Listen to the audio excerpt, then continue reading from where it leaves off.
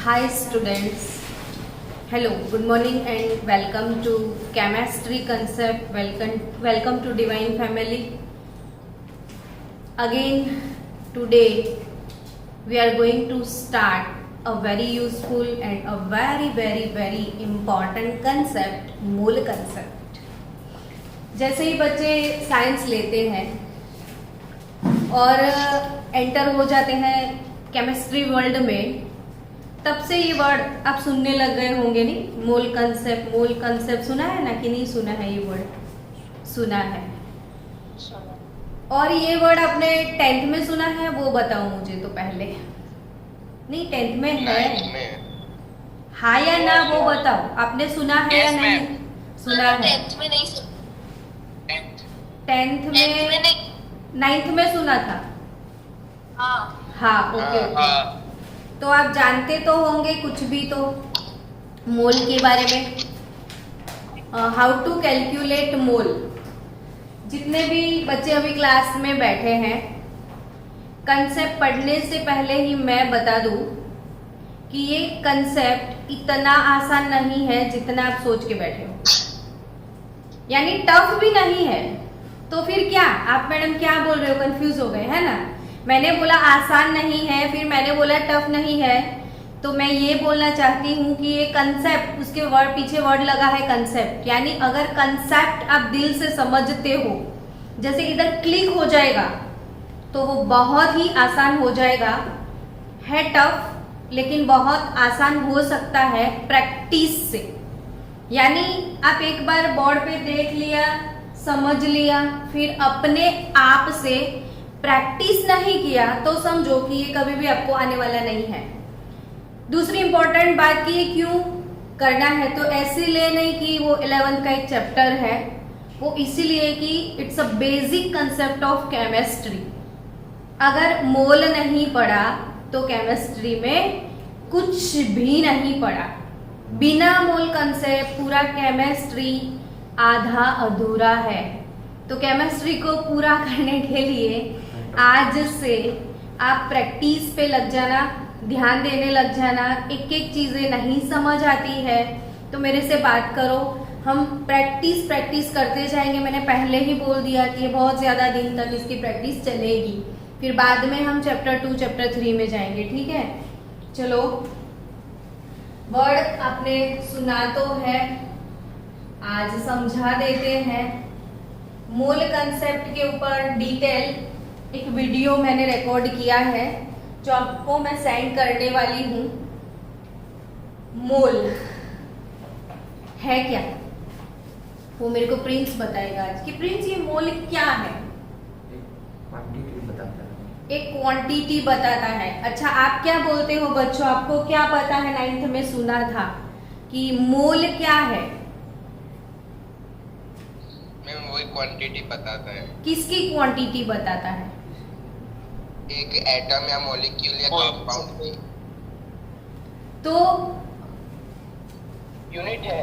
Unit yes, yes yes yes yes यस। मोल क्या है? Just unit. तो मोल है एक यूनिट, है ना? Amount of substance, amount of substance का यूनिट क्या है? मोल। ऐसा यूनिट है ना मोल, अमाउंट ऑफ सब्सटेंस के लिए। तो मोल अपने आप में एक यूनिट है, ठीक है? तो वो किस चीज का यूनिट है? तो it is for calculation of tiny particles. Chemistry कौन सी ऐसी छोटी छोटी चीजों से डीलिंग्स रखता है, बताओ?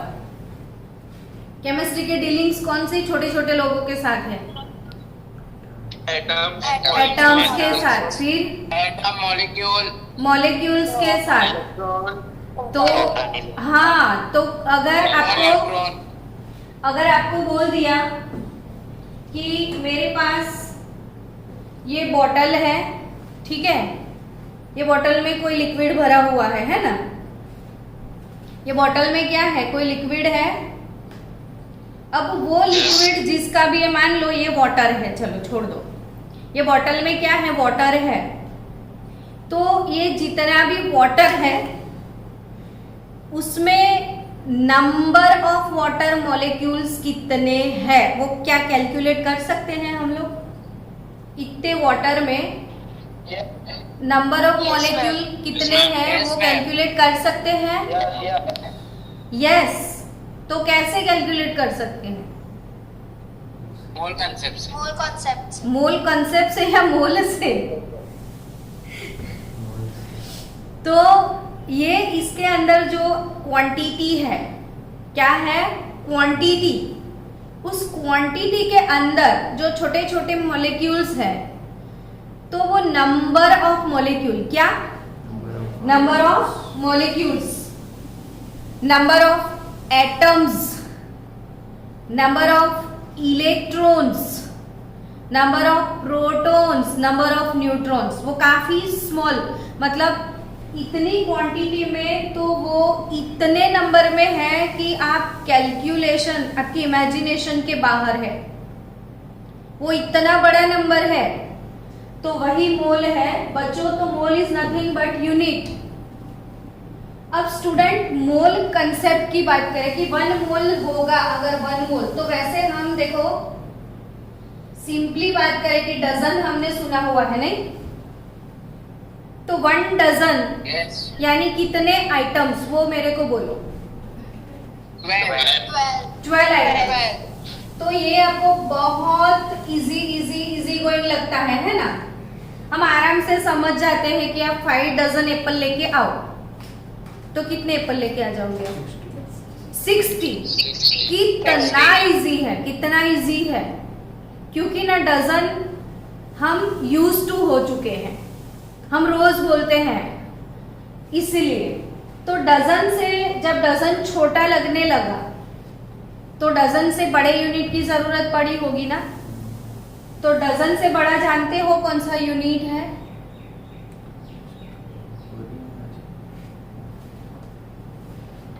डजन से बड़ा यूनिट स्कोर, 1 स्कोर। सुना? सब पतंग के दीवाने हैं कि नहीं? आप पतंग लेने के लिए जाते हो, काइट्स लेने के लिए, तो कुछ बोलते हो अपनी रूटीन लैंग्वेज में? कोड़ी। हाँ, बोलते हो ना कोड़ी, कि 2 कोड़ी पतंग लेके आए, 5 कोड़ी पतंग लेके आए, ऐसा बोलते हो आप? कोड़ी इज नथिंग बट स्कोर। नहीं पता था ये? तो 2 कोड़ी, 3 कोड़ी, 5 कोड़ी, दैट इज स्कोर। नहीं। तो 1 स्कोर कितना होता है? 40। 20। 1 स्कोर कितने आइटम्स होते हैं? 20 आइटम्स होते हैं। अब मैं बोलूं मास प्रमोशन ऐसा? उससे ये डजन से थोड़ा बड़ा लगा ना आपको? और उससे बड़ा यूनिट चाहिए तो ग्रोस होता है, क्या?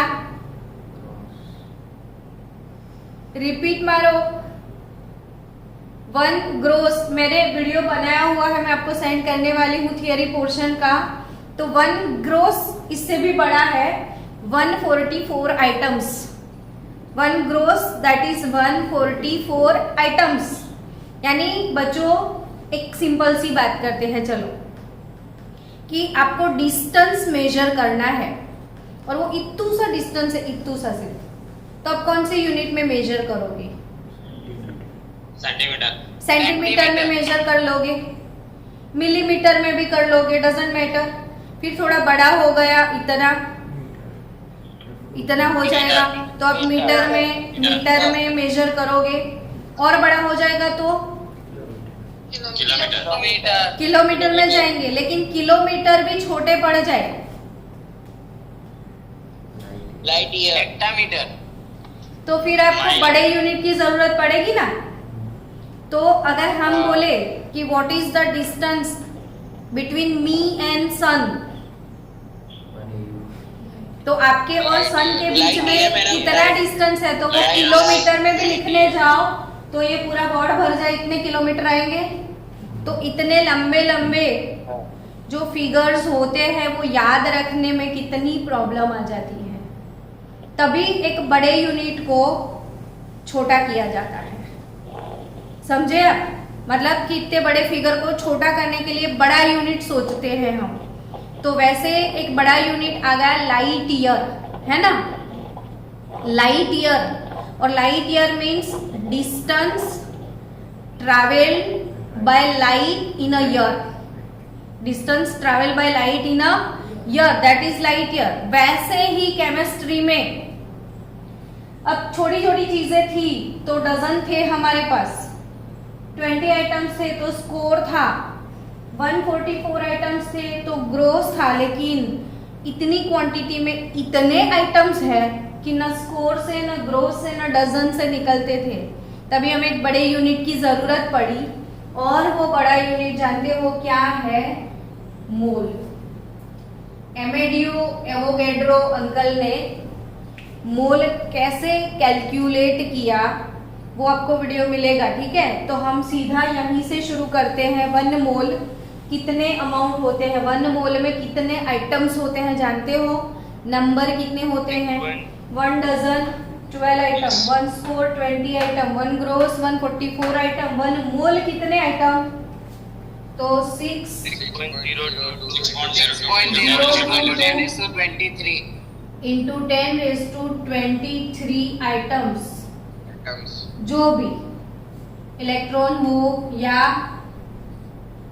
प्रोटॉन या न्यूट्रॉन या एटम्स और मॉलिक्यूल्स और ions, whatever you want to calculate, सबके लिए, सब टाइनी लोगों के लिए ये वाला यूनिट एमेडियो एवोगैड्रो ने ये यूनिट कैलकुलेट करके दिया था। कैसे कैलकुलेट करके दिया वो वीडियो मिलेगा आपको। तो हम आगे बढ़ते हैं। This number is known as Avogadro constant. This number is known as Avogadro constant. Avogadro, number of Avogadro. Amedeo Avogadro ने ये कैलकुलेट किया था, इसीलिए इसे बोला जाता है एवोगैड्रो कांस्टेंट। और Avogadro constant Na is nothing but 6.022 into 10⁻23। इतने पार्टिकल्स मिलके सिर्फ 1 मोल बनता है। तो अब समझ आया कि अगर मैं आपको बोलूं कि जा बेटा कल 1 मोल एप्पल लेके मेरे लिए आना, तो आप वापिस आओगे? बच्चों मेरे लिए 1 मोल एप्पल लेके आओगे आप वापिस? वो बताओ मेरे को। क्यों नहीं वो बताओ। हाँ, पैसे खाली हो जाएंगे। पैसे खाली हो जाएंगे इसलिए कि आप इसे कैलकुलेट नहीं कर पाओगे, इसलिए। माइक्रोस्कोप से लाना पड़ेगा मैडम।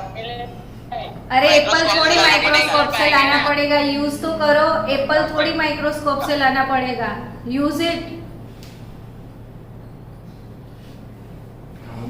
एप्पल आपको कैलकुलेट, ये नंबर एक्चुअली कितना है देखो, 6.022, फिर 1 2 3 4 5 6 7 8 9 10 11 12 13 14 15 16 17 18 19 20, ये इतना नंबर है पूरा। अब ये पूरे नंबर को देखो, ये यूनिट हम बोलते हैं, ये टेंस, 1000, फिर 10,000, फिर लाख, फिर 10 लाख, फिर करोड़, फिर 10 करोड़, फिर अबज बोलते हैं ना हम लोग, फिर 10 अबज, फिर क्या?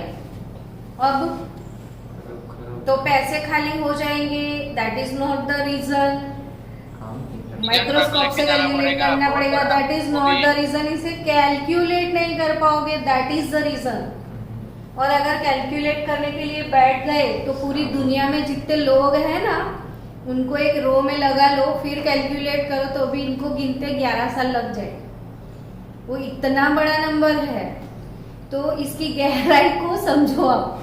तभी हम मोल कंसेप्ट सीखने जा रहे हैं, और मोल को ही दिल से नहीं जानेंगे तो फिर क्या जानेंगे।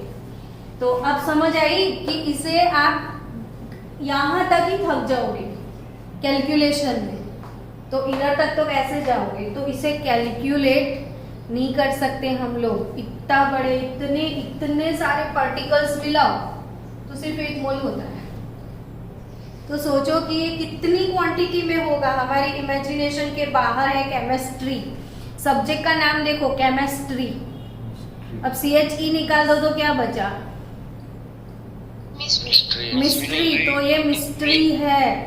और एक केमिस्ट्री ही ऐसा सब्जेक्ट है जो बिना देखे आपको पढ़ना है। किसने देखा एटम को? आप बायोलॉजी पढ़ते हो ना, तो आप देखो तो हार्ट पढ़ोगे, किडनी के बारे में पढ़ोगे, डाइजेस्टिव सिस्टम के बारे में पढ़ोगे, तो वो सब दिखता है ना। फिजिक्स पढ़ोगे तो मोशन कैलकुलेट करोगे, तो वो भी सब यू कैन कैलकुलेट दिस। लेकिन केमिस्ट्री पढ़ोगे तो आप एटम्स के बारे में पढ़ोगे, electron, proton, neutron, shape of atom. आज तक किसी ने नहीं देखा, ऐसा कोई माइक्रोस्कोप नहीं है आपके पास जिसमें आप एटम को देख लो। हाँ, बायोलॉजी में ये कोरोना वायरस है तो अब इसे माइक्रोस्कोप में देख सकते हो वायरस को, लेकिन हमारे एटम है तभी तो कोरोना वायरस है।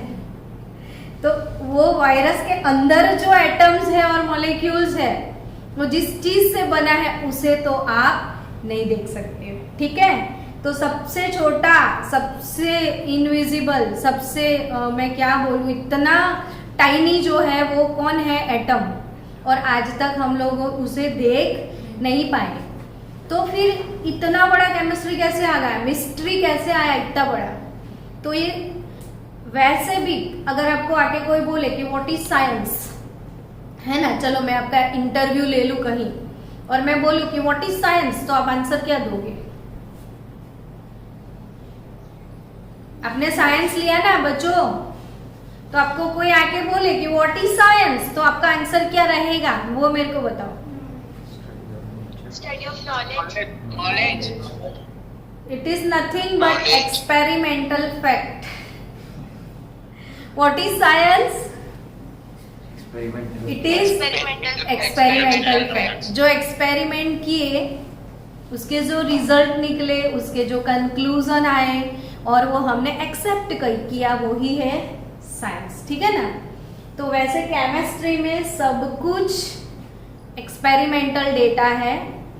हम CO2 के मॉलिक्यूल को देख नहीं पाएंगे, हम सिर्फ प्रैक्टिकल एक्सपेरिमेंट से उसे फील कर पाएंगे। फीलिंग वाला सब्जेक्ट है। मैं हमेशा क्लास में बोलती हूँ कि केमिस्ट्री फील करने का सब्जेक्ट। जब तक आप फील नहीं करोगे, फीलिंग के वर्ल्ड में नहीं जाओगे, केमिस्ट्री कभी नहीं समझ पाओगे। तो बच्चों, केमिस्ट्री आज से शुरू करो, फीलिंग स्टार्ट करो। तो ये फीलिंग आपके दिल में आनी चाहिए कि नहीं भाई, मैं तो नहीं कैलकुलेट कर सकता। और हम लोग पूरे वर्ल्ड वाले लोग मिल के बैठ जाए ना तो भी कैलकुलेट नहीं कर सकते। तो अब से कोई बच्चा आएगा मेरे से ट्यूशन करवाने या स्कूल में एडमिशन लेने और पूछेगा मैम आपका फीस कितना है, तो मैं तो यही बताऊंगी कि 1 मोल रुपीज है मेरा फीस। तो वो वैसे ही चला जाए। अगर मोल कंसेप्ट आता है तो नहीं आता है तो वो बंदा बोलेगा चलेगा है ना। चलो टीचर, हाँ, इतना एप्पल पूरे दुनिया में शायद नहीं होगा। क्या? इतना एप्पल पूरी दुनिया में शायद नहीं होगा। इतना एप्पल पूरी दुनिया में शायद नहीं होगा। यस, अब ये सही आंसर दिया आपने। चलो बच्चों, तो मोल कंसेप्ट, अब मोल, 1 मोल that is Avogadro constant 6.022 into 10⁻23। इसे क्या बोलते हैं? Number of Avogadro. समझ गए आप लोग, ठीक है। फील किया सबने अब नंबर ऑफ एवोगैड्रो कितना विशाल काय है, ठीक है ना। चलो अब स्टूडेंट्स, मोल कैसे कैलकुलेट किया जाता है वो सीखते हैं। कि हाउ टू कैलकुलेट मोल। तो मोल कैलकुलेट करने के बहुत सारे फॉर्मूला है, हम स्टेप बाय स्टेप सारे फॉर्मूला सीखने वाले हैं और उसकी प्रॉब्लम प्रैक्टिस हो जाएगी इसमें। तो मोल कैसे कैलकुलेट करना है आपको, तो मोल इसका सिंबल रहेगा स्मॉल m। आपने पहले के वीडियो देखे होंगे ना, जिसमें SI यूनिट सिस्टम देखा होगा। SI unit system, system international. क्या बच्चों आप मुझे बता सकते हो कि SI सिस्टम में फंडामेंटल यूनिट्स कितने हैं, कितनी क्वांटिटीज को फंडामेंटल लिया है? 7 क्वांटिटीज है ना। तो उन 7 क्वांटिटीज में क्या सबके अपने सिंबल्स हैं कि नहीं? तो ल्यूमिनस इंटेंसिटी का सिंबल क्या था? ल्यूमिनस इंटेंसिटी, कैंडेला तो उसका यूनिट है। कैंडेला उसका यूनिट है। सिंबल पूछ रहे हैं। मैंने ल्यूमिनस इंटेंसिटी का सिंबल पूछा। मैंने ल्यूमिनस इंटेंसिटी का सिंबल पूछा, उसका यूनिट कैंडेला CD है। IV। देखा आपका नॉलेज। तो शार्प पढ़ो, जो पढ़ो वो इतना शार्प होना चाहिए कि एक क्वेश्चन आए फटाक से आपका आंसर आए, समझे आप?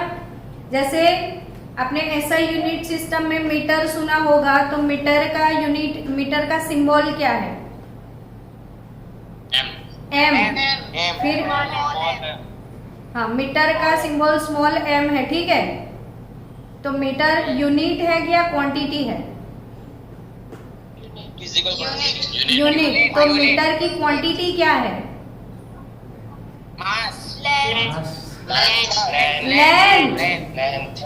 Length quantity. लेंथ क्या है? क्वांटिटी। मीटर क्या है? यूनिट। और 10 मीटर बोला मैंने, तो 10 क्या है? मेजरमेंट। 10 क्या है? मेजरमेंट। तो आप तो समझ ही लिया हो, मैंने बोला कि 5 kg पोटेटोज आपको लाने हैं, 5 kg पोटेटो आपको लाने हैं। तो इसमें 5 क्या है? मेजरमेंट है। kg क्या है? यूनिट है। kg यूनिट है, 5 मेजरमेंट है, लेकिन इसकी क्वांटिटी क्या है? मास। अब समझ आया? अब समझ आया कि quantity, unit and measurement. Quantity, unit and measurement. तो SI यूनिट सिस्टम में फंडामेंटल 7 क्वांटिटीज है। उन 7 क्वांटिटीज, जैसे हम बोल रहे हैं कि इलेक्ट्रिक करंट है कि नहीं, उसमें इलेक्ट्रिक करंट। Yes ma'am. तो उसका सिंबल क्या है? I है ना, उसका सिंबल I है। Capital I। Okay, capital I। तो उसका यूनिट क्या है? एम्पियर। तो उसका सिंबल क्या है? कैपिटल A और MP। तो आपको ये चीज समझनी है कि what is quantity, what is measurement and what is unit. तो ये मास, ये मेजरमेंट और ये इसका यूनिट। तो आप वीडियो को सही तरीके से देखो। मैं हमेशा इसलिए बोलती हूँ कि जब पढ़ो सही तरीके से पढ़ो, ऊपर ऊपर मत पढ़ो, दिल से पढ़ो। पढ़ो तो दिल से पढ़ो। तो वैसे ही आपने SI यूनिट सिस्टम में मोल भी देखा होगा ना कहीं पे? Yes ma'am. हाँ, तो उसमें था अमाउंट ऑफ सब्सटेंस, ऐसा कुछ लिखा था। Yes ma'am. और इसके लिए सिंबल कौन सा यूज किया है? स्मॉल n यूज किया है ना, सिंबल स्मॉल n यूज किया है, ठीक है ना? यस और नॉट? यस। तो ये मोल कैसे कैलकुलेट करना है वो सीखते हैं। तो मोल कैलकुलेट करने का फॉर्मूला है गिवन मास अपॉन मोलिक्यूलर मास, गिवन मास अपॉन क्या, मोलर मास, ठीक है ना। तो अगर आपको बोल दिया कि 22 ग्राम कार्बन डाइऑक्साइड गैस, इसके मोल निकालने हैं, फिर आपको 100 ग्राम NaOH के मोल निकालने हैं, फिर आपको 200 ग्राम सल्फ्यूरिक एसिड के मोल निकालने हैं। तो चलो कैसे मोल निकालेंगे। तो सबसे पहले मुझे इन तीनों के लिए क्या कैलकुलेट करना पड़ेगा वो बताओ। मोलर मास है ना। तो चलो सबका मोलर मास ऑफ CO2,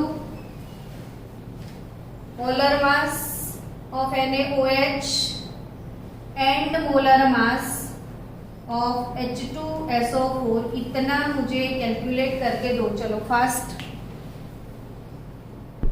इसके 44 ग्राम पर मोल है।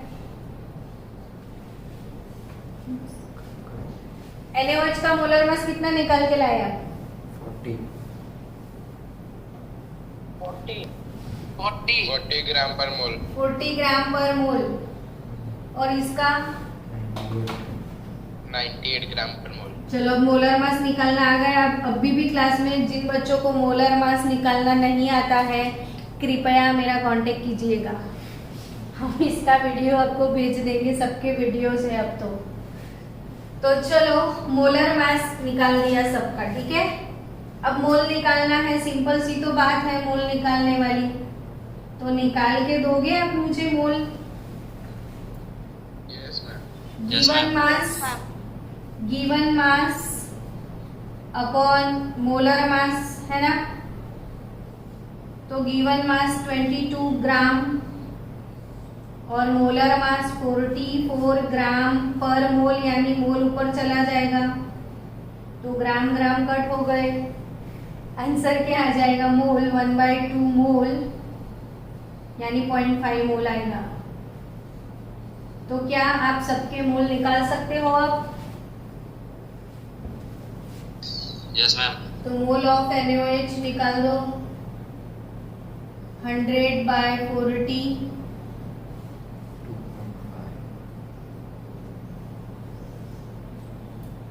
2.5 मोल। सल्फ्यूरिक एसिड के मोल निकाल दो, NH2SO4। तो 200/98 कितना निकलेगा बोलो? 2.04।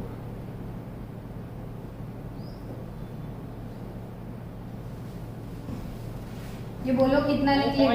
2.04। 2.04। यस 2.04। तो यानी कि मोल कैसे निकालते हैं वो समझ में आ गया आपको कंप्लीटली। चलो स्टूडेंट्स, अब मोल अब कैलकुलेट करना सीख गए, लेकिन कब ये फॉर्मूला आप यूज कर सकते हो? जब आपको मास दिया है ना।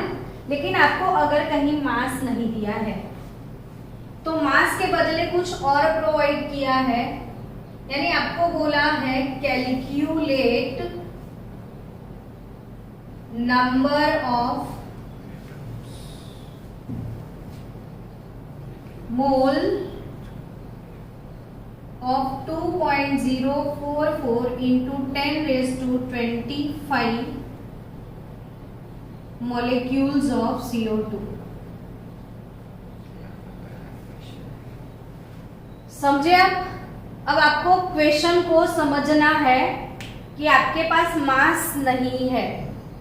आपके पास अभी क्या नहीं है? मास नहीं है। आपके पास क्या है? नंबर ऑफ मॉलिक्यूल्स है।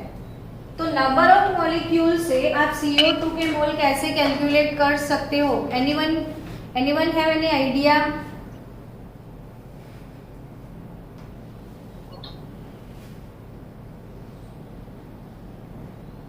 रिपीट कीजिए क्वेश्चन। हाँ, क्वेश्चन रिपीट कीजिए। क्वेश्चन तो रिपीट किया ना, कैलकुलेट नंबर ऑफ मोल, ठीक है।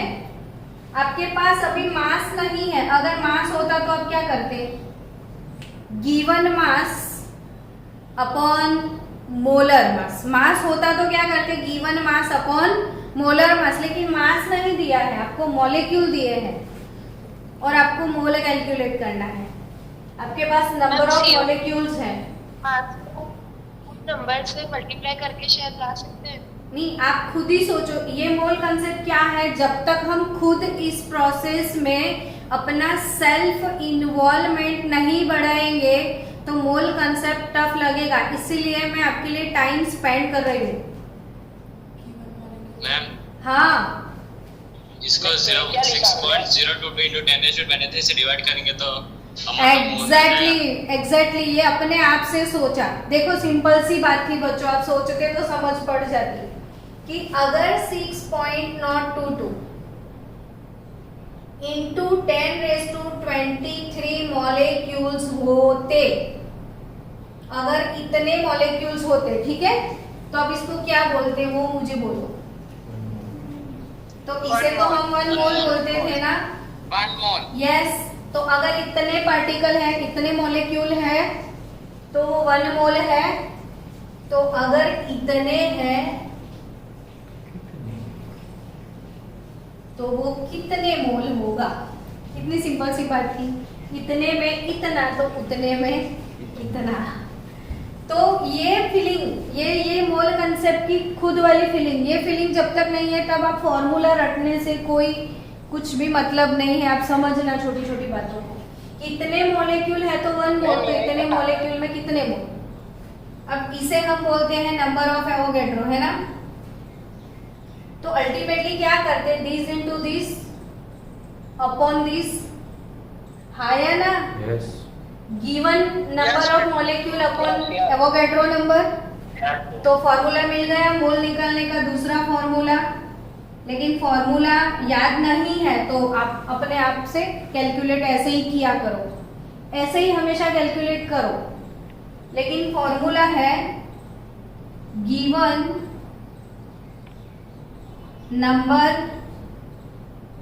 नंबर ऑफ मॉलिक्यूल्स और एटम वॉट जो भी आपको दिया है अपॉन एवोगैड्रो नंबर, यानी given number of molecule upon Avogadro number.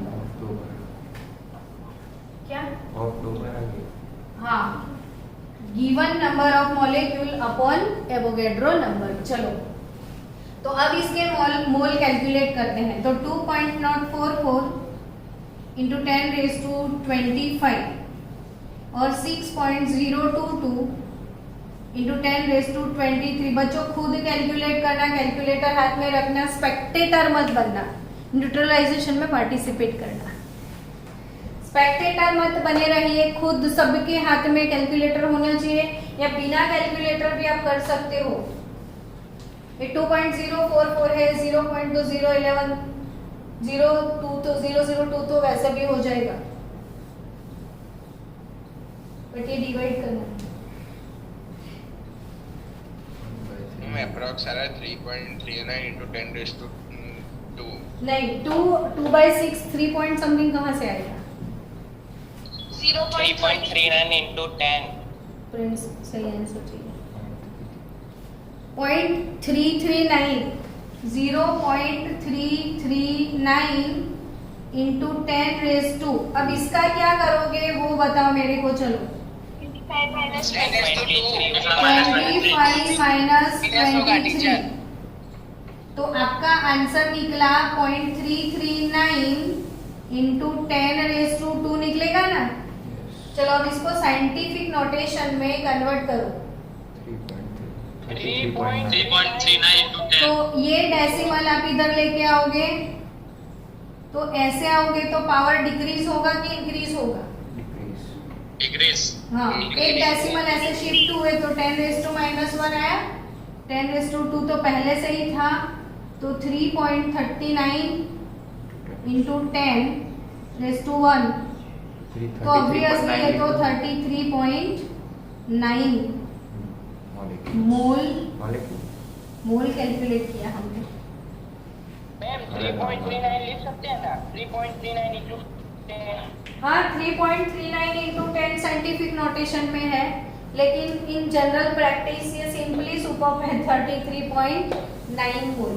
इसको राउंड फिगर 34 बोल। यस, राउंड फिगर 34 नहीं बोलना है, बट 0.1 यानी मोल कितना बड़ा क्वांटिटी है। दूसरा फॉर्मूला क्या है?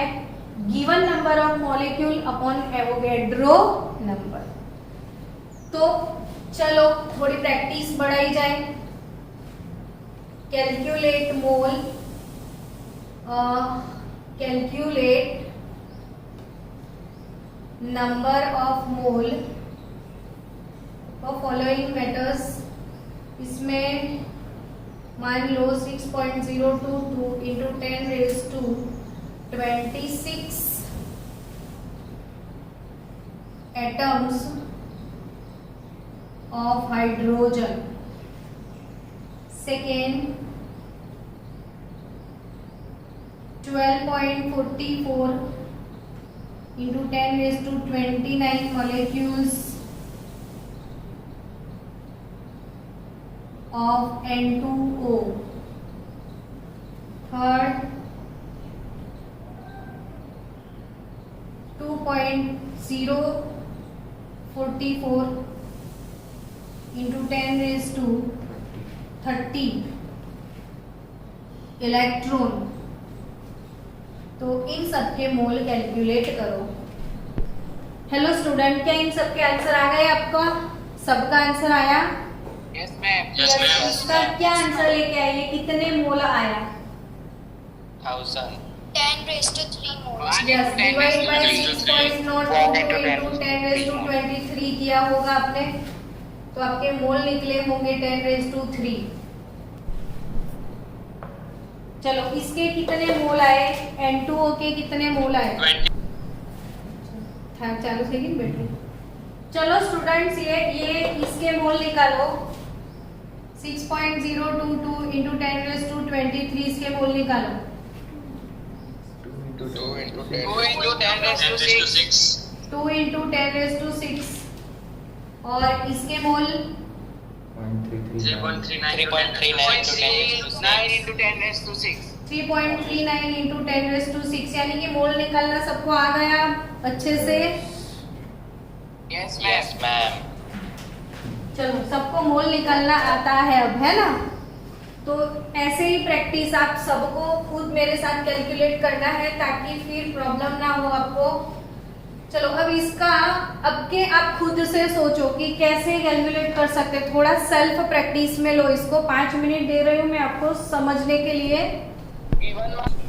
चलो आप लोगों ने वैरायटी ऑफ मेथड्स मुझे दिखाए, लेकिन अब तक सही मेथड तक ऑलमोस्ट कोई नहीं गया। तो अगर ऐसा है, अपने खुद के अंदर से समझना है कि मुझे कहाँ पे जाना है, मुझे क्या कैलकुलेट करना है, तो मुझे मॉलिक्यूल्स कैलकुलेट करने हैं। क्या कैलकुलेट करना है? मॉलिक्यूल्स। तो मॉलिक्यूल हम कैसे कैलकुलेट कर सकते हैं? तो मॉलिक्यूल कैलकुलेट करने के लिए मोल निकाल दो। हमेशा क्या निकाल दो? मोल। तो मैं आपको 2 शॉर्टकट मेथड सिखा रही हूँ। दोनों मेथड आप यूटिलाइज कर सकते हो। सबसे पहले क्या किया जाए, तो मोलर मास तो निकालना ही पड़ेगा। तो मोलर मास P4O10 का 4 इंटू P 31, 10 इंटू O का 16, तो कितना मोलर मास निकलेगा बताओ ना। एटॉमिक मास ऐसे दिए होंगे आपको। 284 यूनिट बताओ, यूनिट बताओ। इसका मतलब क्या हुआ कि ये 1 मोल का इतना ग्राम है। 1 मोल P4O10 होता है। समझो ग्राम पर मोल का क्या मतलब रहता है कि P4O10 1 मोल है तो ये इतने ग्राम है। आया कि नहीं समझ में? तो एक सीधी सादी बात की मोलर मास आपके पास है ग्राम पर मोल। तो आंसर आ गया। हाँ, तो ये समझो कि 1 मोल क्या होता है, तो मोलर मास अमाउंट होता है। 1 मोल ग्राम अमाउंट में कितना होता है? मोलर मास अमाउंट में। फिर से समझो 1 मोल। मैम ये समझ में नहीं आया। तो वही तो समझा रही हूँ ना कि ये क्या लिखते हैं हम 284 क्या लिखा, यूनिट क्या लिखा, ग्राम पर मोल लिखा तूने। चल सिंपल, मैं आपको ये बोलूं कि 284 ग्राम P4O10 के मोल निकालने हैं, तो मोल निकालने का formula given mass upon molecular. हाँ, given mass upon molar mass, ठीक है। अब आपको गिवन मास भी 284 दिया है, गिवन मास 284 और उसका मोलर मास भी 284, तो आंसर क्या निकलेगा? 1 मोल। तो ये ग्राम है, ये ग्राम पर मोल है कि नहीं? मैम गिवन मास तो 0.15 ग्राम है ना। अरे मैं इस क्वेश्चन की बात नहीं कर रही हूँ, मैं इसको समझा रही हूँ कि ये ग्राम पर मोल का मतलब क्या है। इसीलिए बोलती हूँ कि अलर्ट रहो, मैं इसके मोल कैलकुलेट कर रही हूँ।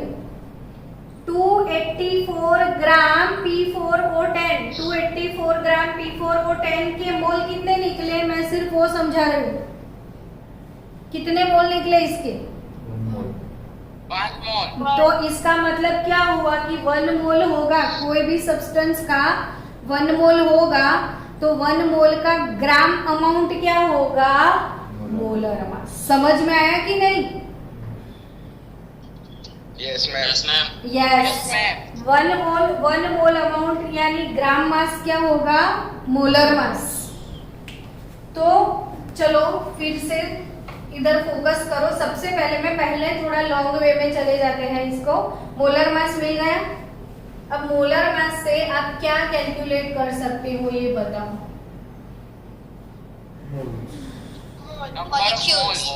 मोल कैलकुलेट कर सकते हो। मोल कैसे निकलेगा? गिवन मास अपॉन मोलर मास। गिवन मास अपॉन मोलर मास से निकलेगा। चलो गिवन मास कितना है? 0.15 ग्राम। मोलर मास कितना है? 284। तो कितने मोल निकला वो बताओ मेरे को। 0.005 नहीं 3 0 फिर 5 अब 52 इतने मोल निकले। तो मैंने सबसे पहले जो ग्राम अमाउंट था इसका क्या निकाल दिया? मोल निकाला कि नहीं? अब बच्चों आप जानते हो कि अगर 1 मोल होगा, कितने मोल होगा? 1 मोल होगा तो कितने मोलिक्यूल होते हैं? 6.22 into 10⁻23 मोलिक्यूल होते हैं कि नहीं? तो हमारे पास अगर ये n मोल है तो कितने होंगे?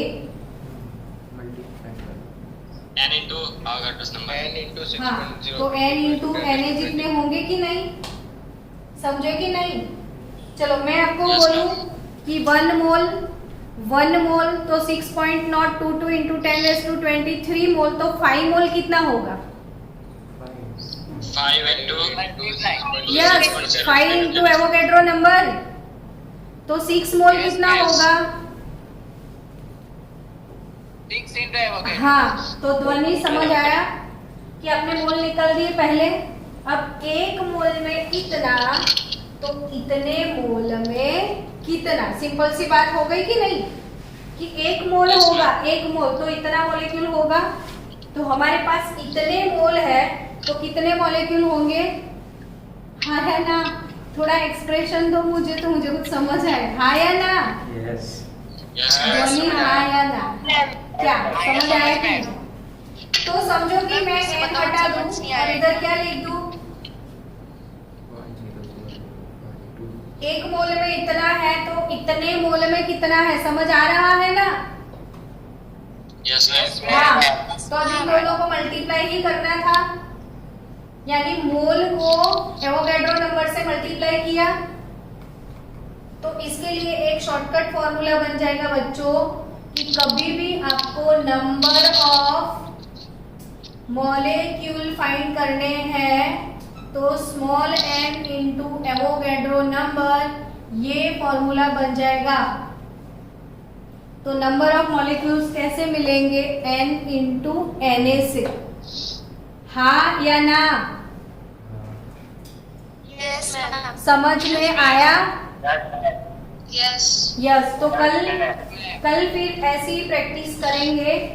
तो ये मोल ऐसे आप कैलकुलेट कर सकते हो, और अगर आपको ऐसे कैलकुलेट नहीं करना है तो सीधा शॉर्टकट भी कैसे यूज कर सकते हो वो देखो। कि अभी अभी बोला कि कोई भी एक मोल यानी मोलर मास अमाउंट, तो समझो बच्चों की 284 ग्राम जो कि मोलर मास है, तो मोलर मास 284 ग्राम है तो इसमें 1 मोल मॉलिक्यूल होंगे यानी 6.022 इंटू 10⁻23 मॉलिक्यूल इसमें होंगे। यानी 284 ग्राम अमाउंट में इतने होते हैं तो 0.15 ग्राम में कितने होंगे? ये एकदम से शॉर्टकट, बिल्कुल शॉर्टकट कि इसका जो भी मोलर मास है वो ग्राम पर मोल लिखा है देखो। यानी 1 मोल यानी इतना ग्राम, तो इतना ग्राम 1 मोल होता है तो 1 मोल में कितने मॉलिक्यूल होते हैं? 6.022 इंटू 10⁻23 कितने? तो 0.15 ग्राम में कितने? तो ये सीधा शॉर्टकट, डायरेक्ट शॉर्टकट कि इतना ग्राम तो इतना, तो इतने ग्राम में कितना। तो 0.15 इंटू 6.022 इंटू 10⁻23 डिवाइडेड बाय 284। अब समझ गए, इसको ही हम मोल बोले थे देखो, गिवन मास अपॉन मोलर मास। तो अगर इसको मोल बोलते हैं तो small n into capital Na फिर से हो गया। तो कल ऐसे ही और प्रॉब्लम की प्रैक्टिस करेंगे, मोल प्रैक्टिस ही करेंगे कल। तो be ready for mole practice again.